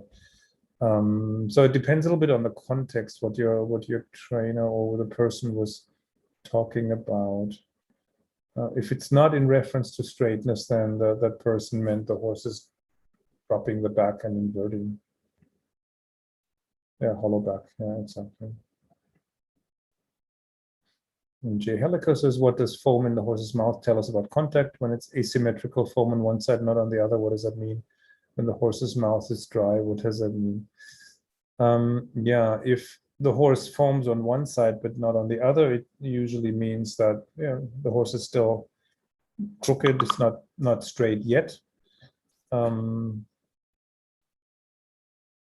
you can observe whether your horse foams more on the stiffer side or more on the hollow side.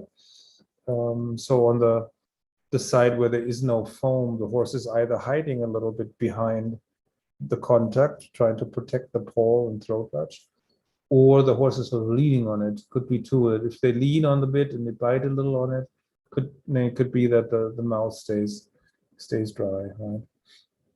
And when the mouth stays dry overall, there's no foam at all, then usually means the horse has not let go of the paw and the underneck and still holding tension, and hind legs are probably not supporting the body mass enough, right?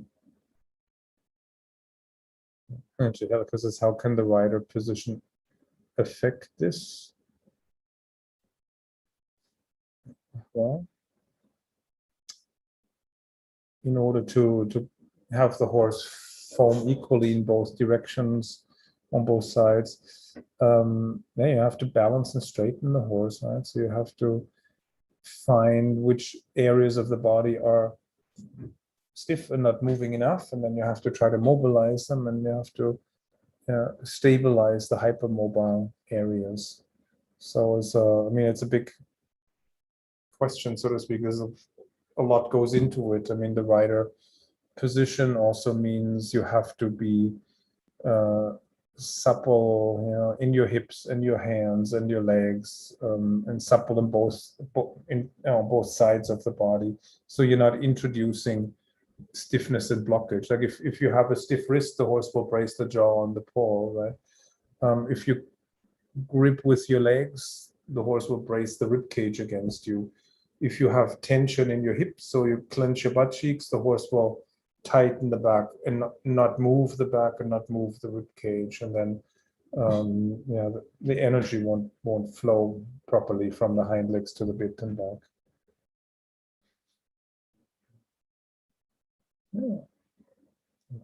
Eileen Dalen says, my horse was very surprised about the relax, but can you describe what the rider does to weight the hind leg? I may have missed it and wanted in my notes. To weight a hind leg, you can do different things. I mean, you could, just let your body weight sink down more. You can sit straight, neutral, and when that hind leg is on the ground, like thinking of the trot, in the suspension phase, everything goes up, and then when a diagonal pair of legs lands, everything goes down. You could emphasize that general downward motion when that hind leg you want to target is on the ground. You could touch on the stirrup on that side. When the hind leg touches down, you can close your fingers in half hold. Then you would use the weight of the horse's head and neck to flex that hind leg.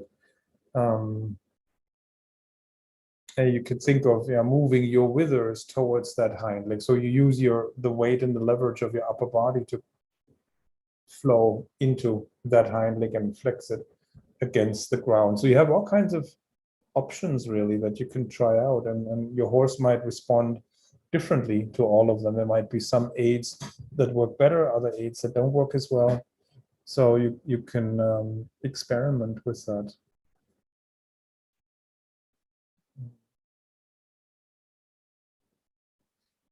All right.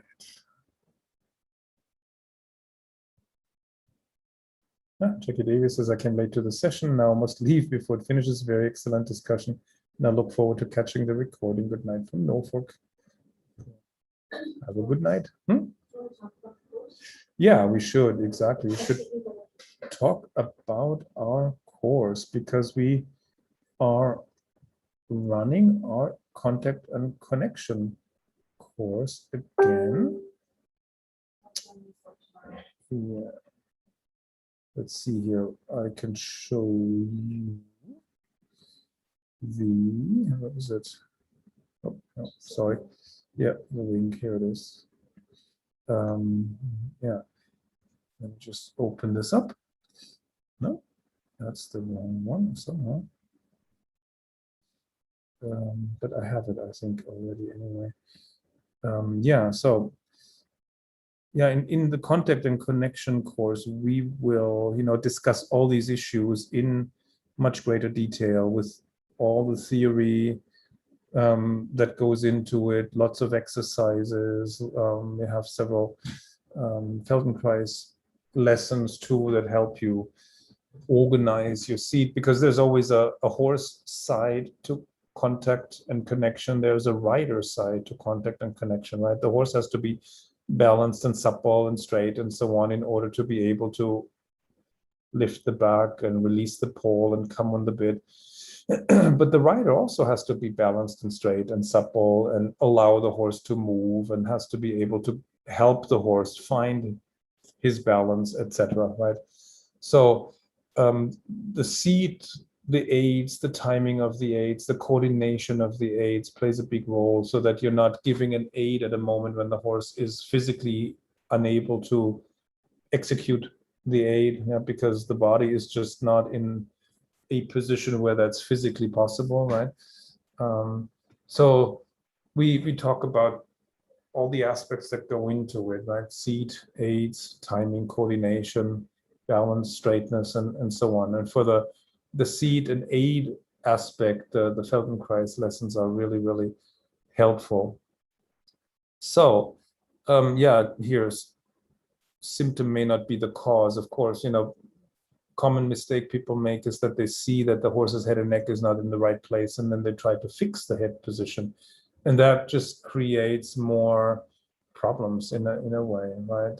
Because it addresses a symptom but not the cause. So you always have to find out, why is the horse doing this? What's the cause of that behavior, right? And then you have to address it at the source, at the root cause, right? So, and when you know how these things all work together, then you can analyze, the symptoms and trace them back to their root cause. And when you have the root cause, you can eliminate it, and then the horse will be on the bit. Yeah, let me just find a little bit what's in here. So, like I said, biomechanics theory, there's PDFs and some videos where I explain the theory. There are gymnastic exercises, like in every course we have. There are exercises that will help you achieve that goal. Here in this case, creating a connection from back to front and front to back, and have the horse on the bit, have the horse round and soft, etc. So exercises can help with that. Yeah, we have these instructional videos where we explain everything. Yeah, PDFs to go with it, that you can always print the PDFs, take them to the barn, and yeah, the videos you can watch at home, you can download, you can listen to them in the car and so on. So you can as you're driving to the barn, or when you're cleaning stalls, you can listen to the theory sessions, and then use that theory when you're riding. Yeah, Feldenkrais lessons, like I said, are included. They're really, really helpful. Yeah, Catherine McCrum and Charlotte Zetterberg are Feldenkrais teachers for the course, and they've helped students in the last round achieve amazing results. Yeah, and then we have these imagery lessons. You can use visualizations, and here in the challenge we had the elbow to pelvis connection. There's a bunch of others that are in the course that help you sit better, connect better with the horse through your seat.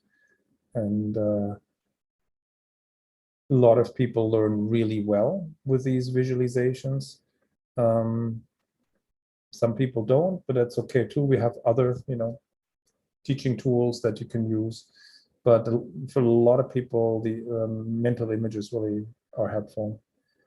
Yeah, then we have Q&A coaching sessions like the ones we've been holding for the challenge, right? So you ask questions, I answer them. We have the Facebook group where you can ask questions and post videos. We have, I think, also hot seats that will be scheduled, periodically, where we discuss videos like we've been doing today and the last couple, one for each module, okay. In addition, I'll do some Loom commentaries like I did in the challenge. We'll have a Google Doc where you can then enter the link for the video and maybe some information about you and your horse and what issue you're having. And then I'll record a commentary with the way I've been doing it here in the challenge as well. And yeah, so then you can go and implement that the tips I give. Yeah, these are sort of the most important points of the course. I'm just looking here. So you can, if you look at the link, let me quickly post the link here, so you can go to the page and read through it. Then you have time to look at everything that's in the course. YouTube as well. So you can look at the content, exactly what's contained in the different modules. Second. Yeah, so let me just quickly go back to that. And yeah, so we have these two options. You can do a basic level and the premium level. And the premium level, you get the live hot seat coaching. You will also have accountability pods. That's something we started last year, and that's been a huge hit. So we form groups of participants that can then have little Zoom meetings on their own and support each other and check in on each other, so that people who feel a little despondent or frustrated get lifted up by their pod mates, and they can discuss things and help each other out, basically. So and it's been a great success, and people have found new friends, and they seem to enjoy their pods a lot, especially if you feel kind of isolated in the barn where you board your horse, and there's nobody around who understands what you're doing, or nobody you can talk to really, because they all do very different things, or they have a very different approach to dressage. Then it's great to have a group of like-minded people with whom you can share your experiences and discuss the exercises and so on. I mentioned the Facebook group and the Loom feedback videos. The course begins August 2nd, so it's not that much time left to enroll. Then we always have a money back guarantee. If you don't like the course, you can get your money back within the first 30 days. And we have bonuses. Every day one bonus disappears usually. If the sooner you enroll, the more bonuses you get, right? So we have the one bonus, the Rider Development Series course. That's a fun series of chats between Catherine, Shanna, and myself. So we choose a topic, right, to do with the seat and the riding, and then we talk about that, and it's always interesting. So we explore thoughts and hash out ideas. It's always a lot of fun for us, and I think the audience usually enjoys that too, because it's always stimulating and thought-provoking and so on. The next bonus is the other recordings from this challenge, because the challenge videos and materials will be available for, I don't know, maybe, Shanna, how long? Another week or so, 10 days, and then we'll take them down. But if you sign up for the contact course, you get these materials from the challenge, all the videos, all the recordings, and you can download them, keep them forever. Then, another bonus here, masterclass, role of tempo and speed on the horse's soundness. That was a live event I held in 2019, and so you get the recording. Then we have a bonus masterclass on stirrup stepping, our 40 minutes presentation that I did also in 2019. And we always get lots of questions on what is stirrup stepping, how do you do that, and how does that work, and so on. So we've done several live events, and the recordings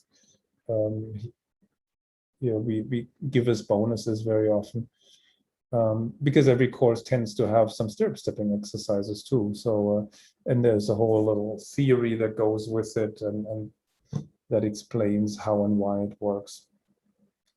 Then we had a bonus masterclass on the full pass, also 2019. Full pass is one of those exercises that are gymnastically beneficial, but they're not in any of the dressage tests, so people tend not to do them or not to know them. Then we had a masterclass on the half vault that's included in the course as a bonus.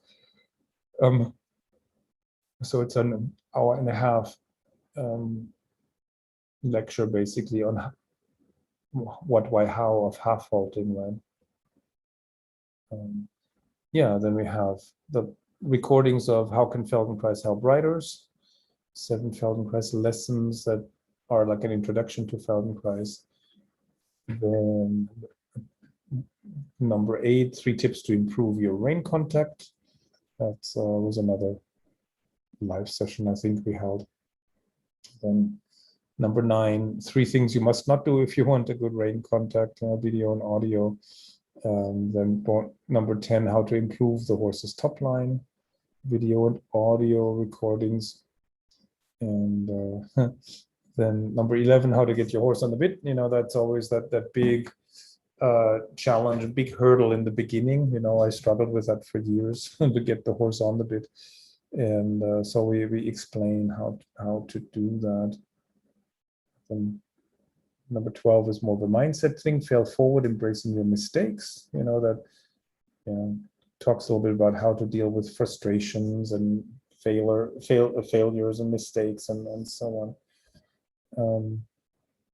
And number 13 bonus, how do I get a light, steady, even rein contact? 14, seize and create opportunities in your riding. It's also a little bit of a strategy topic. Sometimes the horse will offer certain things, right?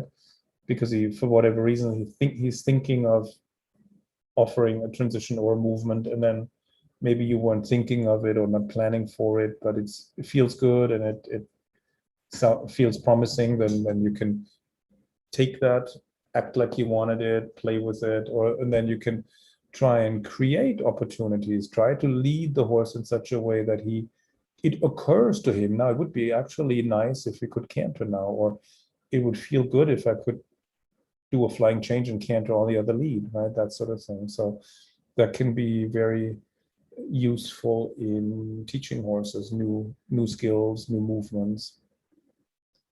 Then number 15, Circle of the Eights. That's also a valuable topic, an important topic, how to create the Circle of the Eights, because that is the first step in a way to getting the horse on the bit, right? You start to build the Circle of Eights, right?